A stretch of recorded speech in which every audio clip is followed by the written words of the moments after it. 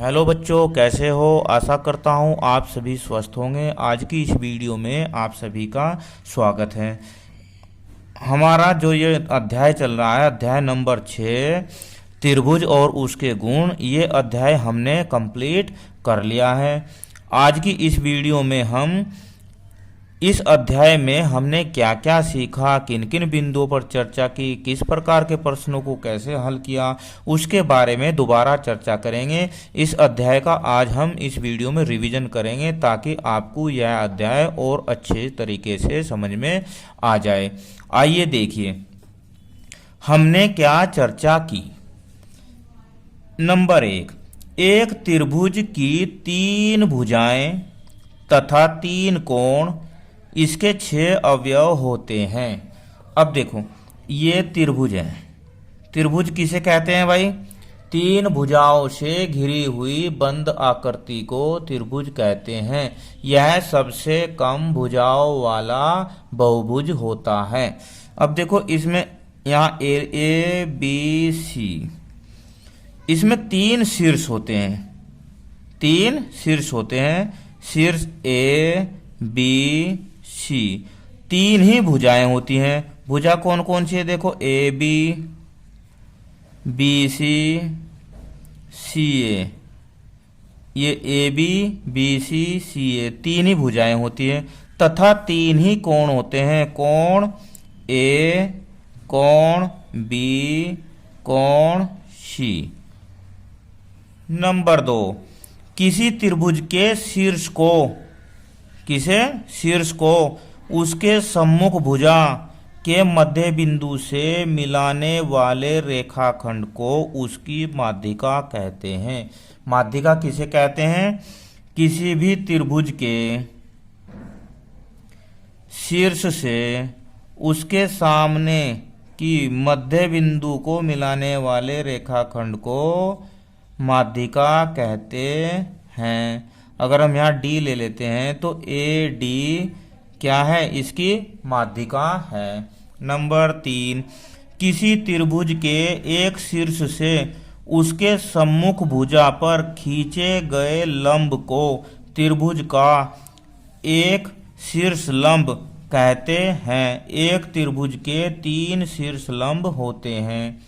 अब शीर्ष लंब और माध्यिका में क्या अंतर होता है बच्चों?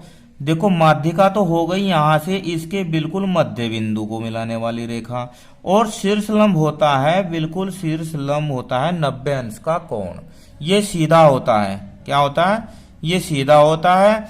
माध्यिका तो 90 अंश का कोण होगी या नहीं होगी, पर शीर्ष लंब हमेशा क्या होता है? 90 अंश का कोण होता है, लंब होता है। अब एक त्रिभुज में 3 ही तो माध्यिका खींची जा सकती है, और एक त्रिभुज के 3 ही शीर्ष लंब बनाए जा सकते हैं, खींचे जा सकते हैं। इसके बाद नंबर 4, किसी त्रिभुज का बाह्य कोण, बाह्य कोण बोलते हैं बाहर का कोण, किसी एक भुजा को एक ओर बढ़ाने पर बनता है। प्रत्येक शीर्ष पर एक भुजा को 2 प्रकार से बढ़ाकर 2 बाह्य कोण बनाए जा सकते हैं। कैसे? देखिए, ये त्रिभुज है। क्या है? ये त्रिभुज है।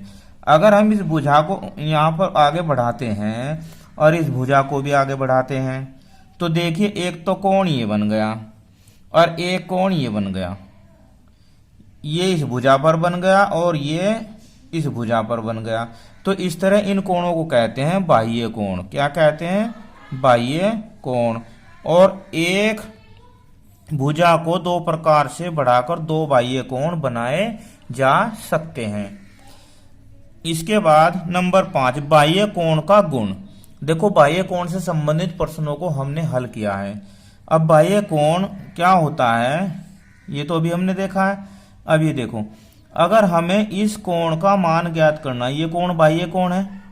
अगर हमें इस कोण का मान ज्ञात करना है तो अंदर जो ये 2 कोण है, इसके सामने वाले, मान लो ये 50 अंश है और ये 40 है, मान लिया हमने।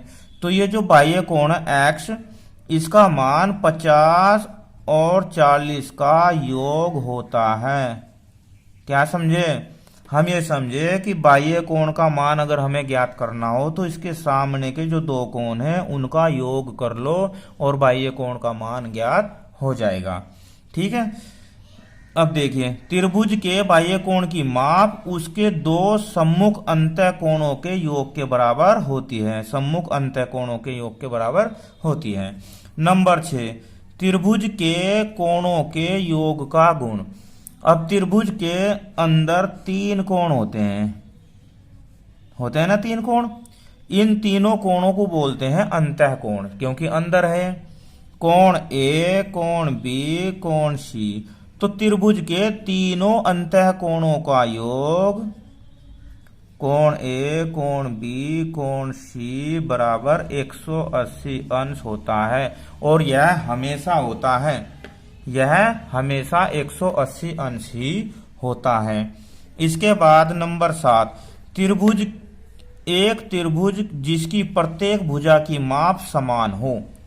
प्रत्येक भुजा की लंबाई क्या हो? समान हो, समबाहु त्रिभुज कहलाता है। समबाहु त्रिभुज का प्रत्येक कोण 60 अंश का होता है। अब ये तो होगी समबाहु त्रिभुज। भुजाओं के आधार पर त्रिभुज 3 प्रकार के होते हैं। इसकी तो भुजाएं तीनों बराबर हैं, तो ये तो समबाहु त्रिभुज होगी। एक त्रिभुज ऐसा होता है, देखो आगे दिया है 8 में, एक त्रिभुज जिसकी 2 भुजाओं के माप समान हो। कितनी भुजाओं की? 2। तो उसे कहते हैं समद्विबाहु त्रिभुज। क्या कहते हैं? समद्वि, द्वि का मतलब 2, 2 भुजाएं, समद्विबाहु त्रिभुज कहलाता है। इसके अलावा एक त्रिभुज होता है विषमबाहु त्रिभुज। क्या होता है? विषमबाहु त्रिभुज। इसकी एक भी भुजा बराबर नहीं होती, तीनों भुजाएं असमान लंबाई की होती है, असमान माप की होती है, इसलिए इसे कहते हैं विषमबाहु। क्या कहते हैं? विषमबाहु त्रिभुज। इसके बाद समबाहु त्रिभुज की असमान भुजा उसका आधार कहलाती है। समबाहु त्रिभुज, समद्विबाहु, जो समद्विबाहु त्रिभुज है, जैसे मान लो ये, तो इसकी जो ये 2 भुजाएं तो बराबर हैं, इसकी ये भुजा इसकी आधार कहलाती है। क्या कहते हैं इस भुजा को? आधार। और ये जो 2 कोण हैं, ये कोण एक दूसरे के बराबर होते हैं। जो आधार पर बने कोण हैं ये एक दूसरे के बराबर होते हैं। इसके बाद नंबर 9, त्रिभुज की भुजाओं से संबंधित गुण। अब त्रिभुज की 3 भुजाएं होती है, उनकी माप भी होती है, तो उनसे संबंधित गुण। त्रिभुज की 2 भुजाओं की मापों का योग तीसरी भुजा की माप से अधिक होता है। ये बहुत महत्वपूर्ण है। देखिए, अगर ये त्रिभुज है ए बी सी, तो इसकी अगर इन 2 भुजाओं को जोड़ते हैं तो तीसरी भुजा से ज्यादा होता है। हमेशा हमेशा इससे ज्यादा होगा। अगर ज्यादा नहीं हुआ तो त्रिभुज बनना संभव नहीं है। अब दूसरी कंडीशन क्या है इसमें? त्रिभुज की कोई 2 भुजाओं की मापों का अंतर तीसरी भुजा की माप से कम होता है। यह भी, अगर 2 भुजाओं का हम अंतर कर लेंगे, यानी कि 2 भुजाओं को आपस में घटा लेंगे, तो तीसरी भुजा से हमेशा कम होता है। देखो, अगर 2 भुजाओं को जोड़ेंगे तो तीसरी से ज्यादा होता है, और 2 भुजाओं को आपस में घटाएंगे तो तीसरी से कम होता है। अब इसे जोड़ने वाली कंडीशन में देखो, A B plus B C, तो ये जो है ए सी से हमेशा बड़ा होगा। अब अगर हम ऐसे करते हैं कि A B minus B C, ठीक है, तो इससे हमेशा यह ए सी बड़ी होगी, तीसरी भुजा हमेशा बड़ी होगी। अब देखिए नंबर 10, समकोण त्रिभुज में समकोण के सामने वाली भुजा कर्ण तथा अन्य दोनों भुजाएं उसके पाद कहलाती हैं।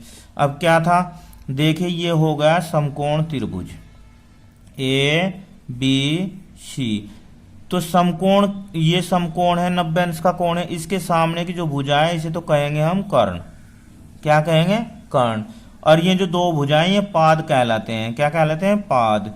अब इनमें एक तो होता है लंब, ये खड़ी भुजा तो होती है लंब, और इसे बोलते हैं आधार। क्या बोलते हैं? इसे आधार। इसके बाद 11 नंबर, पाइथागोरस गुण। अब पाइथागोरस गुण के से एक ही पूरी की पूरी प्रश्नावली हमने सोल्व की है। एक समकोण त्रिभुज में कर्ण का वर्ग, वर्ग बोलते हैं घात 2, यानी कि गुणा करना उसी की उसी में, उसके पादों के वर्गों के योग के बराबर होता है, यानी कि लंब की घात 2 प्लस आधार की घात 2, ये होता है पाइथागोरस गुण। यदि एक त्रिभुज समकोण त्रिभुज नहीं है तब यह गुण प्रयुक्त नहीं होता है, यानी कि ये जो नियम लगेगा पाइथागोरस का गुण लगेगा ये समकोण त्रिभुज में ही लगेगा, अन्य किसी और त्रिभुज में नहीं लगेगा।